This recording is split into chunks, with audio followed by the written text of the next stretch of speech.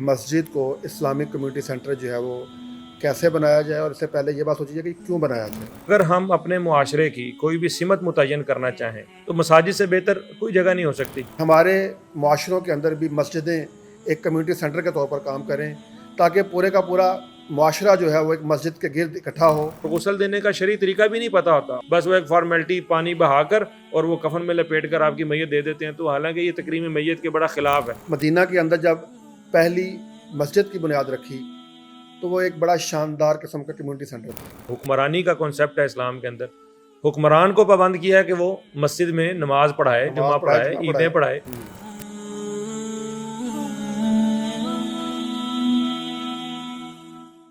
بسم اللہ الرحمن الرحیم۔ السلام علیکم ناظرین، پیغام پوڈ کاسٹ کے نئے ایپیسوڈ کے ساتھ حاضر خدمت ہیں۔ ناظرین، مسلمان معاشرے کا جب آغاز ہوا، رسول اقدس صلی اللہ علیہ وآلہ وسلم نے جب مسجد نبوی کے اندر مدینہ کے اندر جب پہلی مسجد کی بنیاد رکھی تو وہ ایک بڑا شاندار قسم کا کمیونٹی سینٹر تھا۔ مسلمانوں کے جملہ معاملات جو کہ سماجی، معاشی، معاشرتی، ان کا حل اور ان کا جو معاملات تھے وہ اسی مسجد کے اندر جو سر انجام پاتے تھے۔ آج ہمیں بھی اس بات کی بڑی اشد ضرورت ہے کہ ہمارے معاشروں کے اندر بھی مسجدیں ایک کمیونٹی سینٹر کے طور پر کام کریں، تاکہ پورے کا پورا معاشرہ جو ہے وہ ایک مسجد کے گرد اکٹھا ہو اور اس کے اندر سے وہ خیر برآمد ہو، جو کہ کسی مسلمان معاشرے کے اندر مسجد کا کردار ہو سکتا ہے۔ آج کی ہماری مہمان شخصیت ایک ایسی شخصیت ہیں کہ جن کا ویژن ہی یہی ہے کہ مسجد کو ایک کمیونٹی سینٹر ہونا چاہیے، یا ان کا خیال یہ ہے کہ ایک کمیونٹی سینٹر کے اندر ایک مسجد بھی ہونی چاہیے جو کہ مسلمانوں کی عبادات اور ان کا جو اللہ تعالیٰ کے ساتھ ایک روحانی تعلق ہے اس کے لیے اس کو استعمال کیا جا سکے۔ تو ہماری آج کی شخصیت نے ہمیں یہ جب چیزیں ہمارے ساتھ شیئر کی تو ہم نے چاہا کہ ہم اپنے ناظرین کے ساتھ بھی یہ معلومات شیئر کریں۔ ہماری آج کی مہمان شخصیت ہیں عبدالرب ساجد صاحب۔ یہ ایڈمنسٹریٹر ہیں الرحمان اسلامک کمیونٹی سینٹر کے، اور انہوں نے اپنی مسجد کے اندر بے شمار شعبہ جات قائم کر رکھے ہیں۔ آج ہم ان سے جانیں گے کہ وہ شعبہ جات کیا ہیں اور کس طرح سے کام کرتے ہیں، اور ان شعبہ جات کے پیچھے ان کا ویژن کیا ہے۔ السلام علیکم ورحمۃ اللہ وعلیکم وبرکاتہ۔ السلام ورحمۃ اللہ جی۔ عبدالرب بھائی، آپ کا بہت شکریہ، آپ تشریف لائے۔ جی، اور ہم چاہ رہے تھے کہ آپ کا وہ جو ویژن ہے کمیونٹی سینٹر کا، جو میں نے دیکھا ہے اور میں نے وزٹ کیا ہے، آپ اس حوالے سے بتائیں۔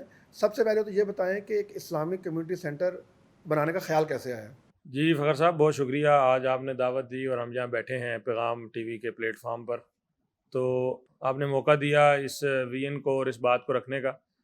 تو میں عرض یہ کرتا ہوں کہ پاکستان میں الحمدللہ ہم ایک لارجسٹ مسلم کمیونٹی کنٹری ہیں، اور یہاں پر مساجد بھی اسی طرح ہی ہیں جس تعداد میں مسلمان ہیں۔ تو ایک اندازے کے مطابق پاکستان میں 8.5 لاکھ کے قریب مساجد ہیں۔ تو یہ جو مساجد ہیں، اگر ان مساجد میں ہم دیکھیں کہ ایوریج ایک مسجد میں 10 لوگ بھی نماز پڑھنے جاتے ہیں، تو یہ 8.5 کروڑ لوگ جو ہیں وہ مسجد میں نماز پڑھنے جاتے ہیں روزانہ۔ تو اس لحاظ سے اگر ہم اپنے معاشرے کی کوئی بھی سمت متعین کرنا چاہیں، لوگوں کو کوئی ایک یعنی بیانیہ دینا چاہیں، نظریہ عقیدہ دینا چاہیں، سوچ دینا چاہیں، ان کی ڈائریکشن بنانا چاہیں، تو مساجد سے بہتر کوئی جگہ نہیں ہو سکتی۔ تو جو ہمارے سامنے رسول اللہ صلی اللہ علیہ وسلم کی سیرت آتی ہے، آپ صلی اللہ علیہ وسلم نے مسجد کو سب سے پہلے، یعنی جب ابھی آپ صلی اللہ علیہ وسلم نے مدینہ میں آ کر کوئی اور کام، اس سے پہلے آپ نے مسجد کی بنیاد رکھی اور بنفس نفیس اس میں شریک ہوئے، صحابہ سارے ساتھ لگے، مسجد بنی۔ تو یہ اتنی ضروری چیز ہے مسجد معاشرے کی تعمیر کے اندر۔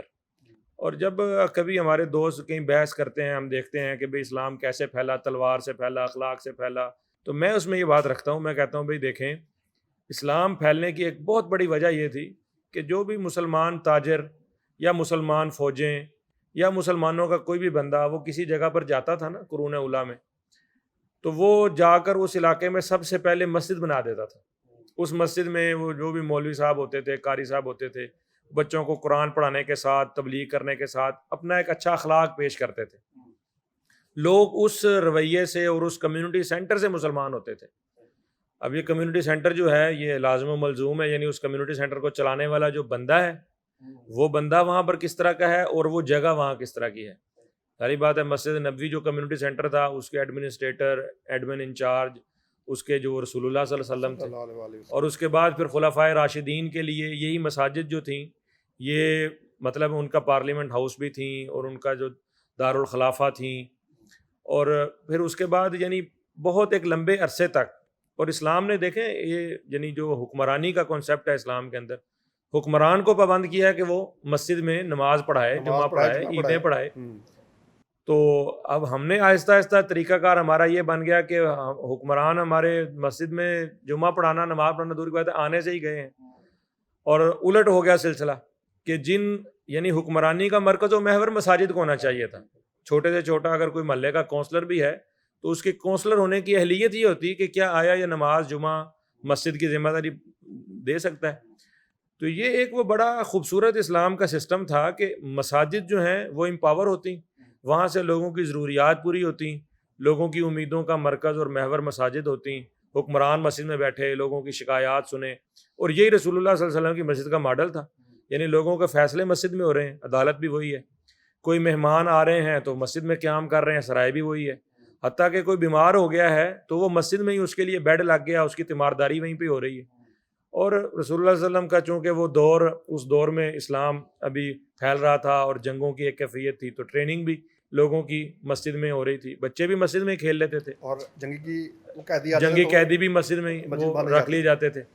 تو دسترخوان وہیں پر لگ جاتا تھا، صفہ طلباء کی تعلیم کا بندوبست وہیں پر تھا، سفیر آتے تھے وہیں آ کر ملتے تھے. تو آپ صلی اللہ علیہ وسلم کی جو مسجد تھی وہ یعنی اس کے ایک ملٹی ٹاسکنگ یعنی اس کا ایک رول تھا. تو ہم نے آہستہ آہستہ مسجد کے اس کردار کو اپنے معاشرے میں بڑا محدود کر دیا. اور وجہ اس کی میں جو سمجھتا ہوں کہ اس میں مسجد سے زیادہ اہل مساجد کا قصور ہے کہ اہل مساجد نے، ہم نے اکثر مسجدوں میں دیکھا ہے. تو کل ہی ایک ہمارے عزیز فوت ہوئے، میں ان کے جنازے کے لیے گیا تو ان کی مسجد میں بڑا سارا لکھا ہوا تھا کہ یہ مسجد نماز کے آدھے گھنٹے بعد بند کر دی جائے گی. تو ہم سفر میں تھے اسی طرح ایک جگہ پر، تو ہم نے دیکھا کہ بھئی وہ مسجد میں جاؤں میں، دیکھا بہت بڑی عالی شان مسجد ہے، ٹائلیں بڑی اچھی لگی ہوئی خوبصورت. دائیں بائیں دیکھا دروازے سارے بند ہیں. میں نے اس کو پوچھا، میں نے کہا یار باتھ روم استعمال کر رہے ہیں تو وہ کہتا ہے جی نہیں، یہ صرف نماز سے 15 منٹ پہلے کھلتی ہے، نماز سے 15 منٹ بعد بند ہو جاتی ہے. تو ہم نے مسجد کا جو کردار ہے معاشرے میں وہ اتنا محدود کر دیا کہ صرف 5 نمازوں کے لیے. حالانکہ یہ چیز اگر دیکھا جائے لاجیکلی بھی اور اکنامکلی بھی ایک یعنی ایک بڑا فلا ہے اس کے اندر. اتنا بڑا یعنی سٹرکچر کھڑا ہے، لینڈ اس کی جو ہے وہ باؤنڈ ہے بس. تو اس کو ان فارغ اوقات میں یعنی نمازیں تو چلو آدھے گھنٹے کی 5 نمازیں پڑھنی ہیں دن میں 2.5 گھنٹے، تو 24 گھنٹے میں سے جو باقی 21.5-22 گھنٹے ہیں تو ان میں اس مسجد کا کیا کام ہے. تو الحمدللہ میں نے اپنے بچپن سے آنکھ مسجد میں ہی کھولی ہے. ہماری فیملی کا سارا بیک گراؤنڈ، والد صاحب وہ اگرچہ سرکاری طور پر ملازم تھے، انجینئر تھے، والدہ پڑھاتی تھیں، پروفیسر تھیں، لیکن مدرسے میں اور مسجد میں آنکھ کھولی تو پرورشی پروان ہی مسجد میں چڑھے. تو مسجد کے اندر ہم نے یہ دیکھا کہ جو لوگ باقی بھی باہر سے آتے تھے، نمازی بھی، اور جو مسجد کی جو بھی کوئی انتظامی کمیٹی ہوتی تھی یا جو بھی، بچوں کو مسجد میں جو ہے نا نہیں آنے دیتے تھے.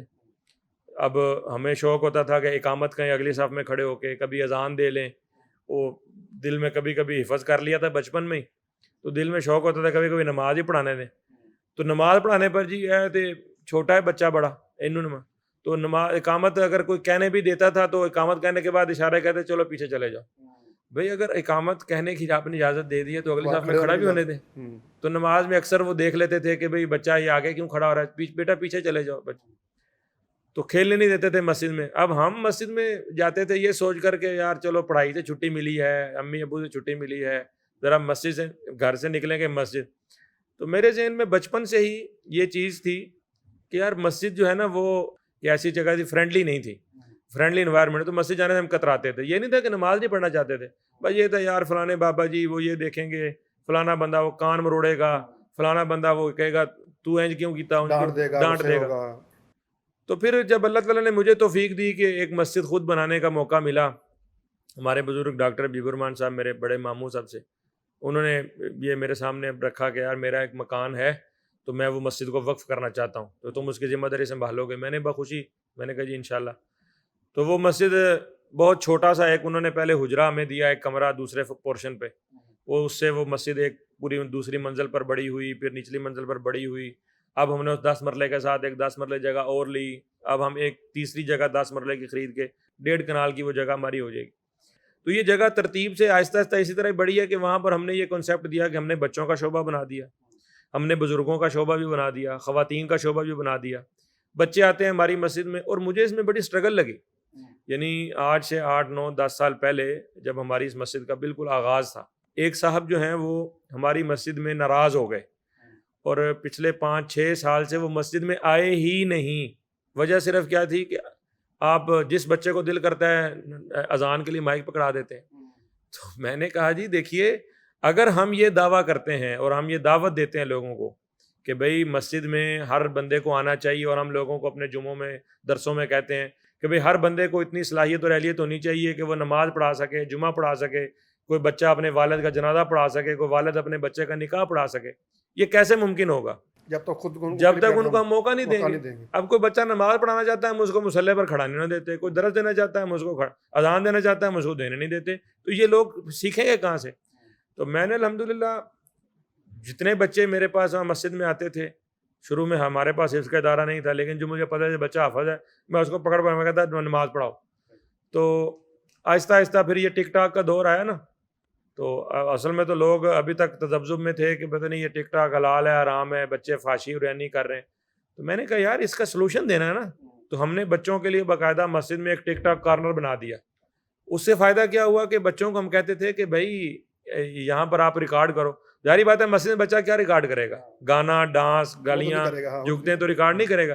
تو بچے اذان حدیث تلاوت چھوٹی چھوٹی اس طرح کی چیزیں, کوئی نصیحت کی بات ہو ریکارڈ. تو یہ الحمدللہ بڑا اچھا میسج تھا. تو ہم نے بچوں کو انگیج کیا, نوجوانوں کو مسجد میں انگیج کیا, اور خواتین کے لیے ہم نے وہاں شعبہ بنایا. بزرگوں کو صبح فجر کے بعد اکثر بزرگ تھے, ظاہری بات ہے ریٹائرمنٹ کی زندگی گزار رہے ہوتے ہیں, تو ان کو ہوتا ہے کہ صبح واک کریں گے کم. تو ہم نے بزرگوں کا ایک کارنر بنا دیا صبح, جو چائے وائے ہم ان کو مسجد دیتے تھے. تو وہ بڑے مزے سے اشراق تک, بلکہ کئی اشراق کے بعد بھی بیٹھ جاتے تھے.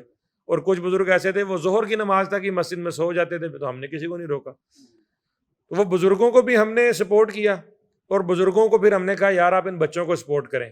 وہ بچے جو آتے تھے نا, تو میں نے شروع میں ٹیمیں بنا دیں, نماز کا مقابلہ کراتے تھے ہم کہ کون سے بچے جو ہے نا تکبیر اولیٰ سے نمازیں پڑھیں گے. بچوں کا گروپ بنا کے ہم ان کو ایک بزرگ کو اس کا ہیڈ بنا دیتے تھے. تو اس سے بزرگوں کا انٹریکشن بچوں کے ساتھ بڑا نا.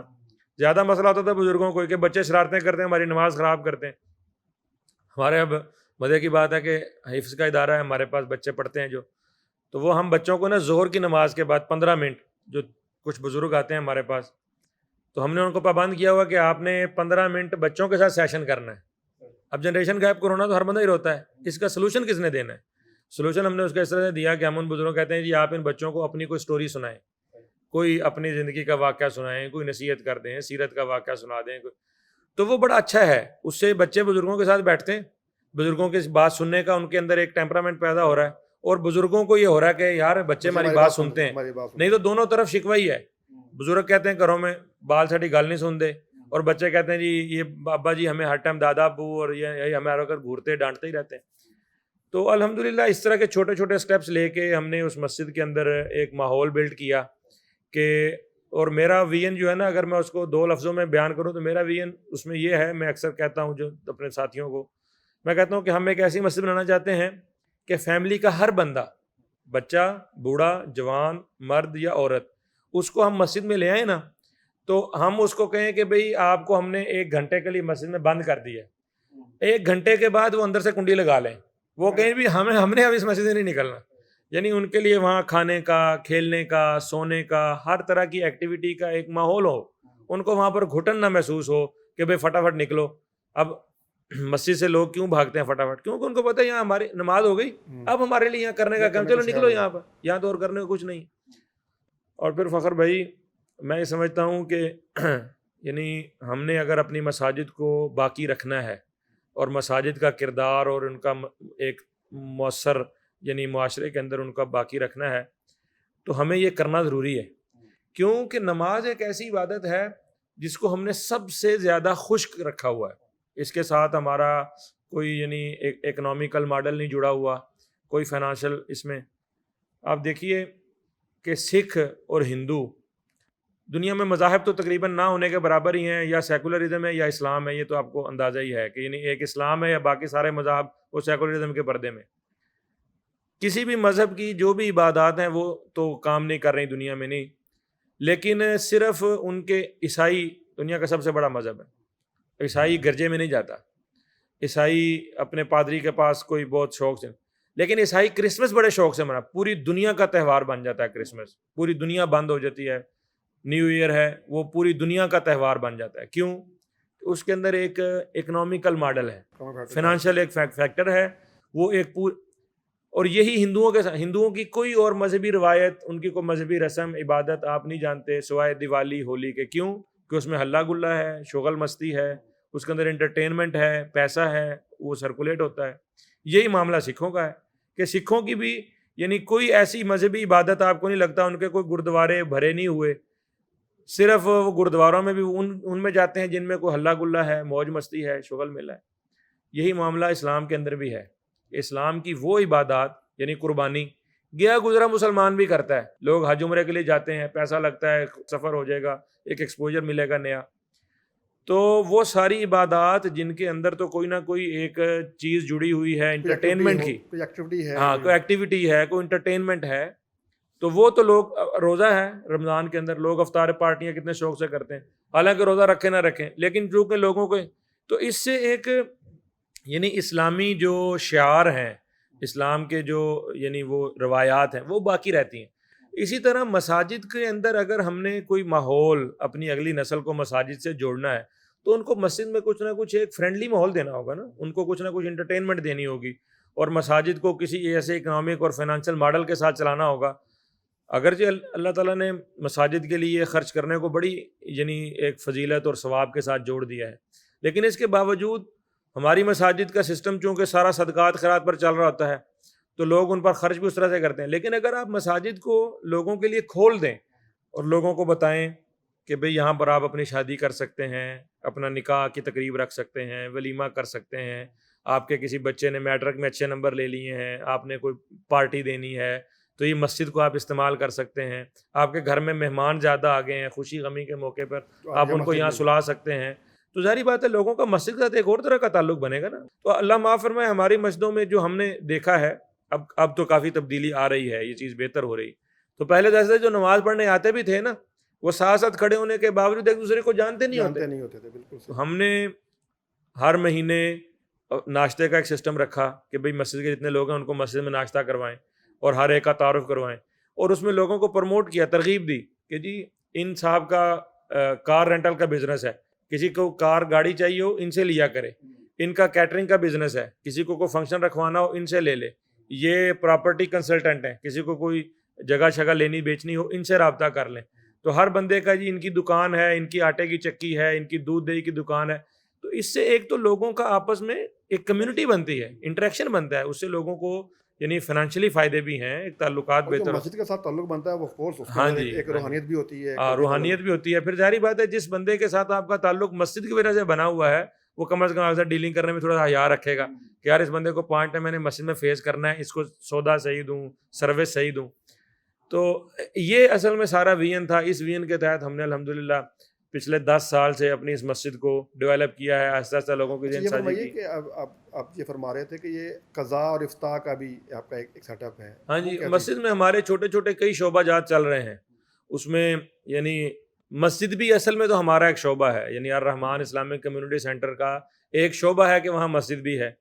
تو اب اس مسجد کے علاوہ وہاں پر ہمارا ایک سکول ہے, حفظ سکول, وہ بھی الحمدللہ ہم نے بڑا روایتی طریقے سے ہٹ کر کہ ہمارے اساتذہ جو ہیں ان کو ہم نے بالکل ٹارچر تو لفظ بہت جو ہے نا وہ مشکل لفظ ہے نا, ہم نے فزیکل ٹچ کو بھی حرام ان کو منع قرار دیا ہوا ہے کہ آپ نے بچوں کے ساتھ گفتگو بھی اردو میں رکھنی ہے, اپنی ذاتی خدمت نہیں کروانی, اور ایموشنل انٹیلیجنس کے ساتھ بالکل بچوں کی ایک جو چائلڈ سائیکالوجی ہے اس کو مد نظر رکھتے ہوئے بچوں کی آپ نے پڑھائی کو دیکھنا ہے.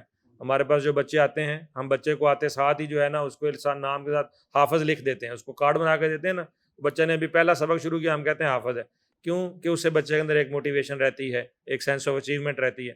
تو کچھ اس طرح کی چیزیں ہم نے اپنے وضاحت کیجیے گا جو آپ نے ابھی کہا نا کہ ہم حافظ لکھ دیتے ہیں. حافظ وہ اصل میں اس کے پیچھے میرے ذہن میں دلیل یہ ہے جیسے اللہ تعالیٰ نے کہا نا ابراہیم علیہ السلام کو بشارت دی وبشرناہ باسحاق, تو ساتھ ہی کہہ دیا بغلام علیم کہ ہم نے تمہیں ایک بڑے عالم بیٹے کی خوشخبری دیتے ہیں. ابھی وہ تو پیدا بھی نہیں ہوئے تھے تو اللہ تعالیٰ نے ان کو پہلے سے عالم ڈکلیئر کر دیا کہ ابھی تو انہوں نے بڑے ہو کر عالم بننا تھا. اسی طرح اسماعیل علیہ السلام نے بغلام حلیم, تو یہ ان کی جو صلاحیت اور ان کی جو وہ کوالیفیکیشن تھی اللہ تعالیٰ نے پہلے سے ڈسکس کر دی. تو اس چیز کو میں ویسے دلیل بناتے ہوئے میں کہتا ہوں کہ کسی بچے کو پہلے سے ہی حافظ قرار دے دیں. اس میں یہ بھی ہے نا کہ بچے نے 1 سپارہ حفظ کیا ہے, 5 کیے ہیں, 10 کیے ہیں, قرآن کے ساتھ اس کی ایک اٹیچمنٹ تو ہے نا کہ جب تک کوئی بچہ 30 پارے پورے حفظ نہیں کر لیتا اس کو حافظ نہیں کہتے.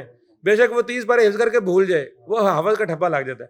لیکن میں نے یہ اپنے بچوں کے اندر یہ جذبہ پیدا کیا ہے کہ آپ کو جتنا بھی وقت ملا ہے, جتنی آپ کے اندر کیپیسٹی اور صلاحیت ہے, آپ نے جتنے بس یہ جو یاد کیے ہیں ان کو یاد رکھو, قرآن کے ساتھ جڑے رہو, آپ حافظ ہو. دیکھیے اسکول کی تعلیم ہے نا, ایک بچہ مڈل میٹرک جو بھی کر لیتا ہے اس کو پوچھنا ہے تیری کتنی تعلیم ہے, کہتے ہیں جی میٹرک ایف اے. لیکن اگر ایک بچے نے 15 سپارے کر لیے ہیں حفظ کے اور وہ چلا گیا چھوڑ کے, آپ کہتے ہیں تو حفظ کیا تھا, نہیں جی, وہ شرمندہ رہتا ہے, وہ باتیں سنتا رہتا ہے, حالانکہ اس کے 15 سپارے حافظ ہے. تو وہ کہہ سکتے ہیں جی میں حافظ ہوں. یہ اگلی بات ہے کہ جی میں 15 سپاروں کا حافظ ہوں یا 10 پاروں کا حافظ ہوں. تو اس طرح کی چیزیں ہم نے اپنے مدرسے میں لاگو کی ہوئی ہیں. ہمارے اساتذہ بچوں کے ساتھ کھیلتے ہیں, باقاعدہ کھانا بیٹھ کے ساتھ کھاتے ہیں. تو وہ چیزیں جو ہے نا اس سے بچوں کے اندر ایک یعنی ہمارے اساتذہ کو ہم نے لاگو کیا ہوا کہ بچوں کو آپ نے ہدیہ دیا کرنا ہے. صبح بچے آئیں گے آپ نے ان کو ویلکم کرنا ہے. تو بچوں کے اندر اپنے استاد سے خوف کا ایلیمنٹ نہ رہے, ایک فرینڈلی ماحول ہو, محبت کا. بچہ جو ہے استاد کے سامنے اپنا معافی ضمیر کھول دے کہ بھی میرا مسئلہ کیا ہے, آج میں نے سبق کیوں نہیں پڑھا.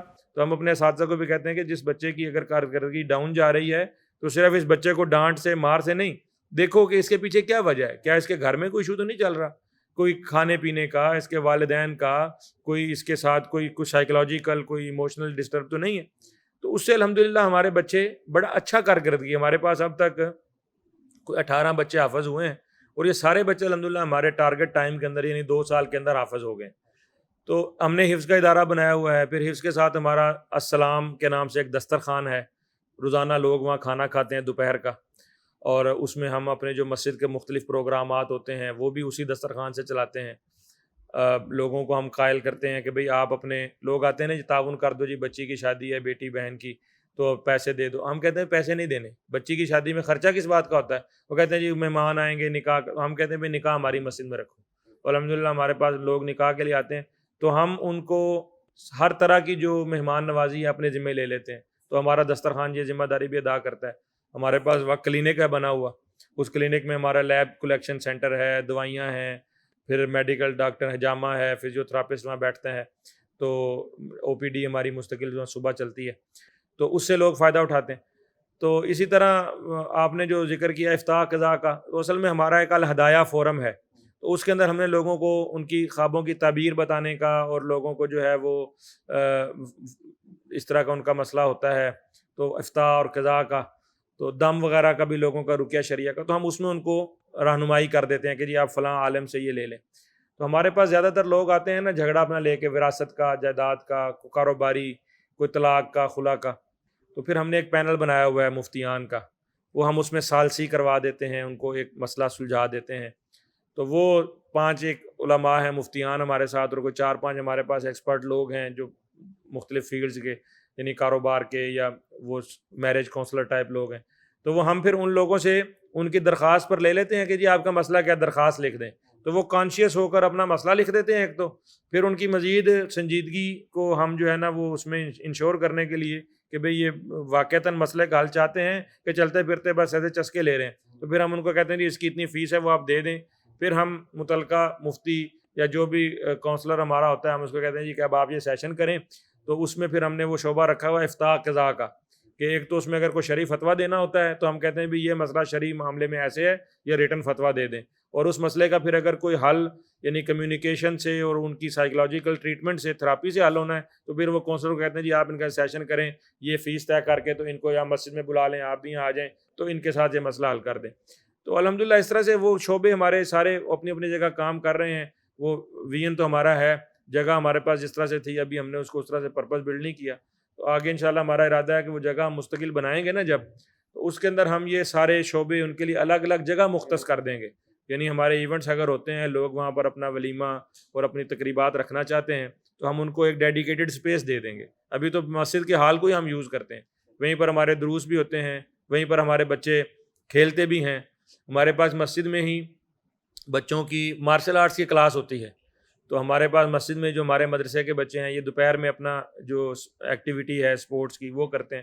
تو ہم نے مسجد کے ہال کو ہی ملٹی پرپز رکھا ہوا ہے, اس میں ہر طرح کا کھانا دسترخوان ہمارے وہاں چلتے رہتے ہیں, مختلف ایونٹس ہوتے ہیں تو اس میں بھی. تو یہ ہمارے وہاں مسجد کے شعبہ جات ہیں. مہمان خانہ ہم نے ایک سرائے بنائی ہوئی ہے, تو مسافر خانہ ہم اس کو کہتے ہیں. 20 لوگوں کا ہمارے پاس وہاں پر بندوبست ہے, بستر موجود ہیں. کوئی بھی بندہ مسافر ہے, پردیسی ہے, تو وہ آیا ہے, اس کے پاس رہنے کو جگہ نہیں ہے, کوئی ایسا مسئلہ ہے, تو 3 دن تک ہم اس کو الاؤ کرتے ہیں کہ آپ اپنے ID کارڈ کی کاپی دے دیں, اور اگر کوئی واقفیت ہے کسی بندے کے ساتھ لاہور میں تو اس کا کوئی حوالہ دے دیں, تو آپ 3 دن تک یہاں پر رہ سکتے ہیں. کھانا پینا اور رہائش آپ کو یہاں مسجد میں. 3 دن کے بعد آپ اپنا جہاں سے آئے ہیں وہاں جائیں, بندوبست کریں, یا کوئی مسئلہ ہے تو ہم اس کو. تو یہ وہ چیزیں ہیں جو مطلب ہے لوگوں کو مسجد کے ساتھ جوڑے رکھنے میں, اور مسجد کا وہ جو سارا بلڈنگ سٹرکچر ہے اس کو زیادہ سے زیادہ یوٹیلائز کرنے میں میرا اس کے اندر میرا یہ ویژن ہے. ہم تو بلکہ صرف مسجد کی بلڈنگ نہیں, ہم تو مسجد کا جو دیگر اکوپمنٹ ہے ہم وہ بھی لوگوں کو آؤٹ سورس کر دیتے ہیں. شادی کسی کی آ گئی, وہ کہتا ہے جی کہ مجھے آپ کی کرسیاں چاہیے, ہم کہتے ہیں لے جاؤ. مسجد کا نمازی جی گرمی ہے, پنکھے آپ کے پاس 10-12 ہیں جی ہمیں دے دیں, فوتگی ہو گئی ہے جی پنکھے لگانے لے جائیں. ہمارے پاس مسجد میں جو بھی ٹینٹ کناتے ہیں, تو اکثر ہم جو فنرل سروسز ہوتی ہیں کسی بھی ہمارے علاقے میں قریب, تو ہم ایک تو کفن دفن کی سروس ان کو فری دے دیتے ہیں. پھر ہم دیکھتے ہیں کہ یار اگر تو یہ لوگ مجبور ہیں, مسکین ہیں, تو ہم کھانا بھی مسجد سے پکا کر بھیج دیتے ہیں. ٹینٹ کناتے ہیں بھی اپنی مسجد کی دے دیتے ہیں. اور یہ ہمارا پورا ایک سسٹم ہے. غسالہ ہمارے پاس موجود ہوتا ہے, شرعی طریقے سے ان کو غسل دیتے ہیں. اس میں بھی نا ہمارا کرونا کے اندر بڑا بیڈ ایکسپیرینس رہا. ایک تو وہ کرونا میں لوگ غسل دینے سے ڈرتے تھے, تو ہم نے اس وقت میں لوگوں کو بڑا حوصلہ دیا کہ بھئی ہم غسل دیں گے انشاءاللہ, کوئی مسئلہ نہیں ہے. دوسرا میں نے اس چیز میں دیکھا کہ اکثر لوگوں کو جب میں نے پوچھا, میں نے کہا جی اچھا آپ نے میت یہ غسل کہاں سے دیا تھا. ہماری تو چونکہ فیملی ایک مذہبی فیملی ہے, تو کوئی نہ کوئی بندہ, کوئی عالم, کوئی اس طرح کا کوئی غسل دینے والا مل جاتا ہے. تو عام لوگوں کو نا غسل کی سہولت کہاں ملتی ہے. وہ جی عیدی سینٹر میں ہم لے گئے تھے ڈیڈ باڈی, تو میں نے عیدی سینٹر کو وزٹ کیا, اور اس طرح وہاں پر کوئی نائی, کوئی موچی, کوئی اس طرح کا, کوئی عام اس طرح کا, اور ان کو دین کا علم بھی نہیں ہوتا, اور غسل دینے کا شرعی طریقہ بھی نہیں پتہ ہوتا, اور وہ اہتمام بھی نہیں کرتے پوری طرح سے. بس وہ ایک فارمیلٹی پانی بہا کر اور وہ کفن میں لپیٹ کر آپ کی میت دے دیتے ہیں. تو حالانکہ یہ تکریم میت کے بڑا خلاف ہے. تو پھر اس چیز کو محسوس کرتے ہوئے میں نے وہاں اپنے پاس یعنی تکریم میت کا ایک پورا شعبہ قائم کر دیا, اور اس کے لیے جو ہمارے پاس کفن دفن کا غسل کا سارا سامان تھا, ہم نے باقاعدہ اس کی کٹ بنا کر اپنے پاس رکھی. وہ ہم لوگوں کو فری تقسیم بھی کرتے ہیں. اور پھر لوگوں کو قبر وغیرہ کے, لاہور چونکہ ایک کنجسٹڈ شہر ہے, فوتگی ہو جاتی ہے یہاں, تو بہت سارے لوگوں کے لیے یہ مسئلہ بن جاتا ہے کہ قبر کا بندوبست کہاں کریں. تو ہم نے اپنے قریب جو ہے نا وہ قبرستانوں کے رابطہ نمبر لے کر ان سے بات چیت کر کے رکھی ہوئی ہے کہ یار جو بھی کوئی خرچہ ورچہ ہوگا وہ ہم دے دیا کریں گے, لیکن آپ بندہ پریشان ہوتا ہے, اس کی گھر فوتگی ہوئی ہے, وہ کہاں باقی چکروں میں پڑا رہتا ہے, تو پھر ہم ان کو یہ سروسز بھی دے دیتے ہیں.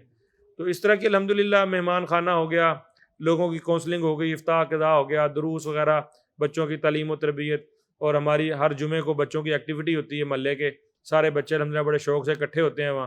ہم نے پوری الماری بنائی ہوئی ہے وہاں بچوں کے کھلونوں کی, اس میں گیندیں بچوں کے, اور وہ بچوں کے نشانہ بازی کا سامان, اور اس طرح کو ڈرائنگ وغیرہ, بچوں کا آرٹس وغیرہ. ایک LCD لگائی ہوئی ہے ہم نے بچوں کے لیے. تو وہ بچوں کو یہ بھی مسئلہ ہے بڑا کہ گھروں کے اندر جو والدین بچوں کو ٹیب وغیرہ یا ٹی وی کے سامنے بٹھا تو دیتے ہیں, وہ بچے ٹی وی کے سامنے بیٹھ کے کنٹینٹ کیا دیکھیں, تو وہ نہیں دیکھتے.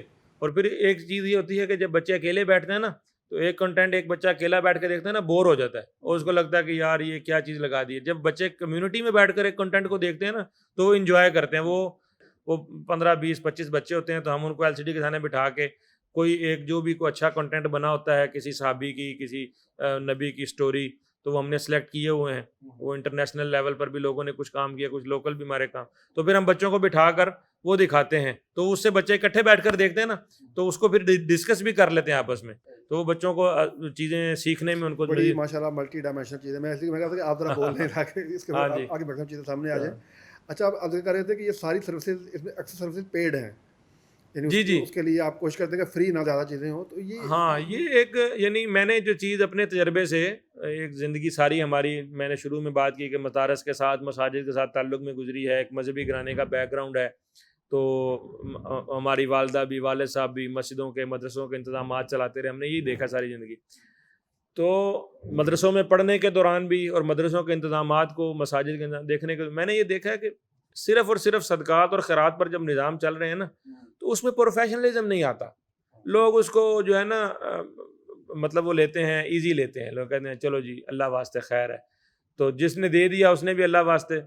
تو میں نے اپنے اس سارے وی این کے اندر نا کسی بھی چیز کو 100% فری نہیں کیا، یعنی اس کا ایک ویلفیئر ماڈل تو رکھا ہے لیکن اس کے کچھ نہ کچھ چارجز ضرور رکھے ہیں. اس میں تھوڑا سا پروفیشنلزم آ جاتا ہے.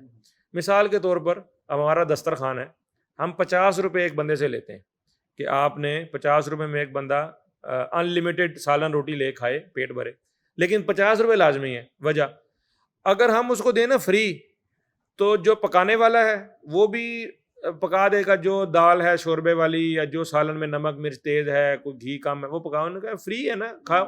جس نے کھانا اس نے بھی کھایا پسند آیا، نہ کھایا نہ کھایا. لیکن جب وہ 50 روپے دیتا ہے نا، اگرچہ وہ اماؤنٹ تھوڑی ہے، دونوں بندے لائبل ہو جاتے ہیں، پکانے والا بھی کھانے والا بھی. اس کو پتا ہے یار میں نے پیسے لینے ہیں، اگر یہ چیز صحیح نہیں ہوگی تو یہ مجھے واپس دے جائے گا. اور جو کھانے والا کہتے ہیں تو کی پکایا. اور پھر ایک اور چیز ہے، یعنی فری کھانے میں نا کئی دفعہ لوگوں کو اعتراض ہوتا ہے کہ پتہ نہیں یار یہ صدقہ خیرات ہے زکوٰۃ کا میرے پہ لگتا ہے کہ نہیں لگتا، لوگ ہیزیٹیٹ کرتے ہیں. جب 50 روپے دے رہا ہوتا ہے نا، ظاہر بات ہے 50 روپے دے کر وہی کھائے گا جو مسکین ہے، وہ تھوڑا سا کانفیڈنٹ ہو جاتا ہے، وہ کہتا ہے چلو یار میں پیسے دے کر کھا رہا ہوں نا، سستا کھا رہا ہوں پیسے. تو ہم نے ہر اپنی جو بھی سروس ہے مسجد کے اندر، اس کے اندر ہم نے چارجز رکھے ہیں، یعنی سوائے نماز جمعہ درس کے، اس کے علاوہ ہمارا کلینک ہے، تھوڑے ہیں، یعنی 50 روپے پرچی فیس ہے میڈیکل کی، اور 50 روپے ہماری دسترخوان کی فیس ہے. مدرسے میں جو بچے بھی آتے ہیں، جو مردی وہ غریب مسکین ہے، ہم کہتے ہیں یار تھوڑے سے تھوڑا 5 روپے کم از کم مہینہ فیس یہ دینی ہے آپ نے لازمی. اس سے کم از کم آپ بھی پوچھتے رہیں گے جی میرا بچہ کیا پڑھ رہا ہے، اور ہم بھی آپ کو پوچھیں گے کہ بھئی ادھر آؤ یہ بچہ تمہارا پڑھائی نہیں کر رہا، تو آپ نے کچھ پیسے دیے ہوں گے نا تو آپ کو فکر ہوگا. جب آپ کہتے ہیں نا فری میں بچہ پڑھ رہا ہے، 5 سال پڑھ رہا ہے، 10 سال پڑھ رہا ہے، چلو مسجد بیٹھا ہے نا، مدرسے بیٹھا پڑھتا رہے، جب پیسے تو وہ پوچھتے ہیں کہ میرے بچے کی کارکردگی کیا اور کتنی دیر لگے گی اس کو. تو یہ جتنی بھی سروسز ہیں، افطار قضا بھی ہو، ہم ان کو کہتے ہیں کہ بھئی ہاں یہ آپ فیس دے دیں ہر چیز کی. تو وہ ہم ہر چیز کے لیے منیمم. باقی کچھ چیزیں ہیں یعنی جیسے مہمان خانہ مسافر خانہ ہے، چونکہ یہ تو وہ بندہ پہلے ہی پردیسی ہے پھنسا ہوا ہے، اس طرح کی چیزیں تو ہم وہ نہیں لیتے پیسے، وہ فری آف کاسٹ ہیں. نماز جمعہ وغیرہ دروس وغیرہ سارے وہ تو ظاہر بات ہے ہونے ہی فری ہیں. لیکن جو بھی کچھ سروسز ایسی ہیں تو اس سے یہ ہوتا ہے کہ ہم ایک منیمم چارجز لے لیتے ہیں، اس سے لوگوں کا ایک جو ہے نا وہ سنجیدگی اور لوگوں کی اس میں دلچسپی وہ لازمی ہو جاتی ہے. اگر اس کو بالکل فری کر دیں. سوال ہے مجھے اشارہ کر رہے ہیں اور جی جی بار ٹائم ختم ہو رہا ہے. جی سوال یہ کہ آپ نے محسنین یوتھ اسکواڈ کے نام سے بھی آپ نے ایک شعبہ قائم کیا تھا، وہ کیا ہے، اس کے کیا مقاصد؟ اصل میں محسنین یوتھ اسکواڈ بھی ہمارے مسجد کا ہی ایک شعبہ تھا. جیسے ہمارے مسجد میں بچوں کا شعبہ ہے نا، اس کو ہم نے نام دیا ہوا ہے پھول کڈز کلب کا. تو خواتین کا شعبہ ہے اس کو ہم نے نام دیا ہوا ہے الطیبات ویمن ونگ. تو اسی طرح ہمارے پاس مسجد میں جو نوجوان آتے تھے، انہی نوجوانوں نے مل کر جو شعبہ ان کا بنا ہوا تھا اس کو ہم نے نام دیا ہوتا محسنین یوتھ اسکواڈ. تو یہ نوجوان اپنے ویکلی سیشن کرتے تھے، وہاں پر اپنی ایکٹیویٹیز کرتے تھے، کوئی نہ کوئی آؤٹ ڈور فن کرتے تھے. تو یہ عرصہ دراز سے ایسے چل رہے تھے نوجوان. تو پھر پچھلے عرصے کے دوران ان نوجوانوں نے جو ہے نا وہ یہ جیسے پچھلے سال فلڈ آیا، سیلاب آیا، تو ان نوجوانوں نے اپنے ساتھ یہ ہمارے اس کمیونٹی سینٹر کے ماڈل کو دیکھ کر نا ہمارے ارد گرد 9-10 مساجد نے اپنی اپنی مساجد کو اس ماڈل پر ڈیولپ کرنے کی کوشش کی ہے. تو مین جو رول ہے وہ نوجوانوں کا ہی ہوتا ہے اس طرح کے کام کرنے میں، متحرک ہوتے ہیں. تو ہمارے جو 9-10 اور مساجد تھی نا ارد گرد کی، وہ مساجد کے نوجوان ظاہری بات ہے ہمارے پاس آتے تھے. اس مسجد میں تھوڑا سا ان کو فرینڈلی ماحول ملتا تھا تو وہ زیادہ اٹیچ تھے. تو ان نوجوانوں نے کہا کہ یار وہ بڑا فلڈ آیا ہوا ہے، سیلاب آیا ہوا ہے، تو ہمیں وہاں پر ان کے لیے کچھ کام کرنا چاہیے. تو یہ نوجوان بڑے متحرک ہوئے اور الحمدللہ انہوں نے بڑا اچھا یعنی کوئی 20 کروڑ روپے کے لگ بھگ انہوں نے ڈونیشنز اکٹھی کی. اور ہر ہفتے جو ہے نا پھر ایک ریگولر یہاں سے یہ کانوائے روانہ کرتے تھے، کبھی 5 ٹرک ہیں، کبھی 3 2 4. تو وہ پھر سندھ میں اور جنوبی پنجاب میں ہم نے وہاں پر کام کیا الحمدللہ. تو وہ اس کی وجہ سے یہ تھوڑا سا جو ہے نا خبروں میں آ گیا، اور یہ تھوڑا سا مسجد سے ایک نکل کر تھوڑا سا ایک بڑے لیول کا ایک سیٹ اپ بن گیا، اور مساجد کے نوجوان جڑ گئے. تو نوجوانوں نے مزید پوچھنا شروع کر دیا جی آپ کیا کرتے ہیں. تو ہم نے بتایا کہ یار ہم تو نوجوانوں کو پازیٹیو سرگرمیاں دینا چاہتے ہیں، ان کو ڈیولپ کرنا چاہتے ہیں. نوجوان ہمارا قیمتی اثاثہ ہیں، ان میں سکلز ڈیولپ کریں. تو یہ سارا کچھ تو پھر جب وہ سارا کچھ ہم نے فلڈ میں کام کیا تو ہمیں یہ سمجھ آئی کہ نوجوانوں میں پوٹینشیل بہت ہے اور یہ بڑا کام کر سکتے ہیں اور کرنا چاہتے ہیں. اور یہ کئی نوجوان نا امید اور مایوس بیٹھے ہیں ملکی حالات سے. آپ کے سامنے یہ فگر سارے کہ پچھلے مہینے میں کتنے بندے چھوڑ گئے، پاکستان سے باہر چلے گئے. تو ہم نے پھر نوجوانوں کے لیے اب تربیتی سیشن کچھ تشکیل دیے ہوئے ہیں ویکلی طور پر.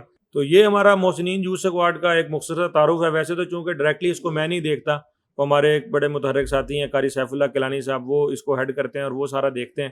تو یہی محسنین یوتھ اسکواڈ کا بنیادی مقصد یہی ہے کہ نوجوانوں کو ہم اس میں یہ کہتے ہیں developing balanced and effective youth, کہ ایک تو نوجوانوں کو ہم معتدل بنائیں کہ وہ اکراس دی مسلک، اکراس دی آرگنائزیشنز، بلا تفریق رنگ و نسل اور یہ وہ، ایک تو وہ بیلنسڈ ہو جائیں سیاست میں بھی، مذہب میں بھی، اور پھر افیکٹو ہو جائیں، یعنی وہ اپنا ایک افیکٹو رول پلے کریں رول ہے معاشرے میں جو ان کا رول ہے. تو یہ اصل میں ہمارا یعنی سلوگن ہے، ٹیگ لائن ہماری محسنین کی یہ ہے، اور اسی چیز کو مد نظر رکھتے ہوئے ہم محسنین کے لیے الحمدللہ بہت سارے جو ہے وہ.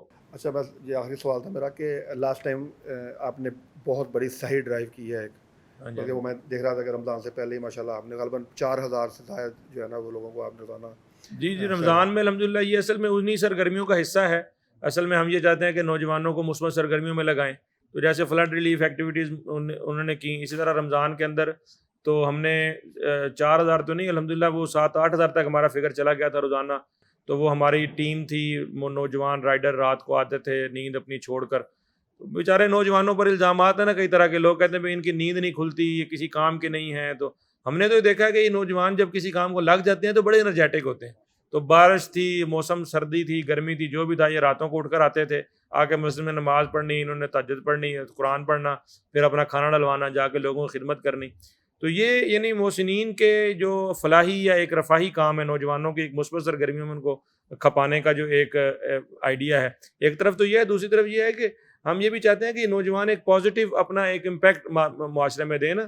تو ہمارے محسنین نے پچھلے یعنی سال کے آخر میں سموگ ریلی کی، لوگوں کو اویئر کیا کہ بھئی پولوشن نہ پھیلاؤ. ہمارے پچھلے 2 سال سے ہماری پلانٹیشن ڈرائیو کرتے ہیں یہ نوجوان، پورے لاہور میں مختلف جگہوں پر مفت پودے تقسیم کرتے ہیں، لگاتے ہیں. اس سال بھی ابھی اگست کے مہینے میں ہماری 10 دن کی مستقل یہ پلانٹیشن ڈرائیو چلے گی. تو یہ یعنی مختلف ایونٹس کے اوپر ہمارے نوجوان اویئرنیس کمپینز بھی چلاتے ہیں.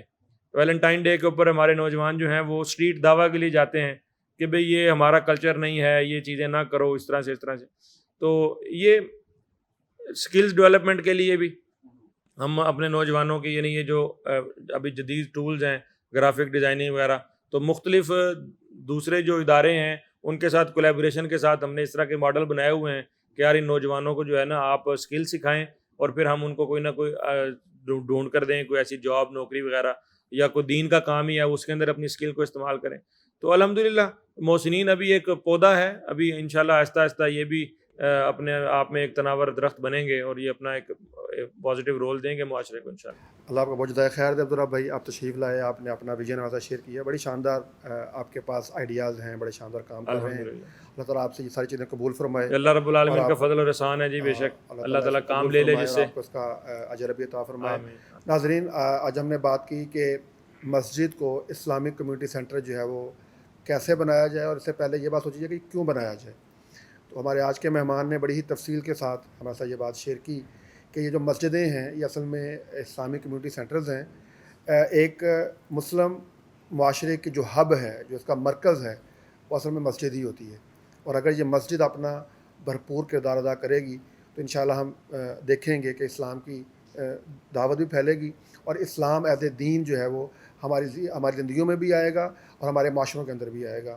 اس دعا کے ساتھ کہ اللہ تعالیٰ اس ویژن کو اور اس مشن کو جو ہے وہ اپنی بارگاہ میں قبول فرمائے، اور ہمیں اپنی مسجدوں کو جو کمیونٹی سینٹر کے طور پر جو ہے وہ، اور خود رسول اللہ صلی اللہ علیہ وآلہ وسلم کی جو مسجد نبوی تھی اس کے ماڈل کے طور پر جو ہے ہم اس کے مطابق جو ہے وہ اپنی مسجدوں کو ڈھالیں، اور وہ سارے اقدامات اور وہ سارے کام اس کے اندر سارے انجام پائیں کہ جو کہ خود رسول اللہ صلی اللہ علیہ وآلہ وسلم کی اپنی امامت کے اندر اور آپ کی اپنی سیادت کے اندر جو ہے سب کچھ ہوتا تھا. اس دعا کے ساتھ اللہ تعالیٰ ہماری دعاؤں کو قبول فرمائے. اجازت دیجیے، ہمارے آج کے پروگرام کا ختم ہوتا ہے. اللہ حافظ.